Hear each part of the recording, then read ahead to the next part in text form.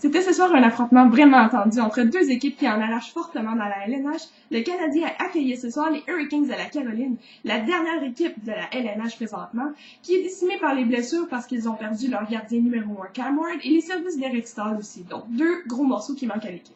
De notre côté, pour un deuxième match consécutif, eh bien, Brian Giunta ne sera pas de la formation et il est remplacé par Glenn Metropolite, chose très surprenante que je comprends toujours pas. Une décision très contestable, on peut s'entendre là-dessus. En première période, eh bien, c'est pas mémorable pour aucune des deux équipes. En fait, le Canadien vient chercher le momentum de peine et de misère et Max Pacioretty vient marquer le premier des signes, portant la marque à 1-0. Alors, très contente pour Max Pacioretty qui était dû pour en marquer un. Ça faisait quand même 16 matchs qu'il n'avait pas marqué. Donc, c'est très bien. Le Canadien retraite avec un avance d'1-0 et revient en deuxième période. Quand même pas si mal, en fait.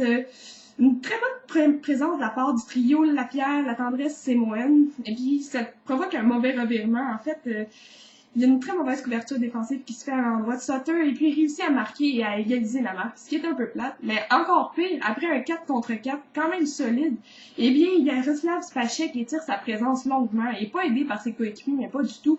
Et puis, vient quand même se faire déjouer, faut l'avouer, par Olli Jokinen, qui marque le deuxième de son équipe, portant la marque à 2-1. Alors ça allait couper les jambes du Canadien, pas à peu près, qui semblait complètement désorganisé.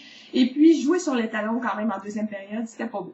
En troisième, quand même, les esprits s'échauffent, c'est toute une autre chose, car le Canadien est scandé par les huées de la foule, ce qui est surprenant, hein, la foule n'est pas très patiente à Montréal, et ça se voit rapidement, car on entend beaucoup de huées, et puis je crois que ça a motivé Andrei Kostin à marquer, parce que quand même, il vient marquer un but, un premier en 16 matchs, tout comme Max Pacioretty, et porter la marque à 2-2, donc on s'en va en prolongation pour une 8e fois cette saison. Mais pas trop d'inquiétude de ce côté-là, car le Canadien a été parfait quand même. Et encore une fois, ça se passe très bien en prolongation, jusqu'à ce que Yaroslav Spacek écope d'une pénalité pour bâton élevé. Donc nous terminerons notre prolongation en désavantage numérique. Eh bien, par la peau des fesses, on peut s'en sortir et se ramasser en tir de barrage, car ça prend tout pour écouler cette désavantage numérique-là.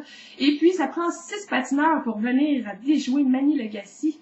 En fait, après Camilleri, après Gomez, après Kostin, après Plekanec, après Latendresse, eh bien, c'est Maxime Lapierre qui vient le déjouer et il sera le seul à marquer car Price aurait été parfait et aura stoppé les 6 patineurs venant vers lui. Alors, sur ce, une belle victoire du Canadien et on se revoit contre les Capitals de Washington.